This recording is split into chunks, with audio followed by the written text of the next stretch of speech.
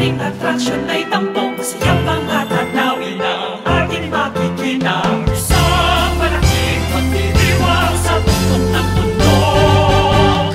Haling sa mga ilaw na tila mga tala at kilikid sa palamig na simoy ng hangin.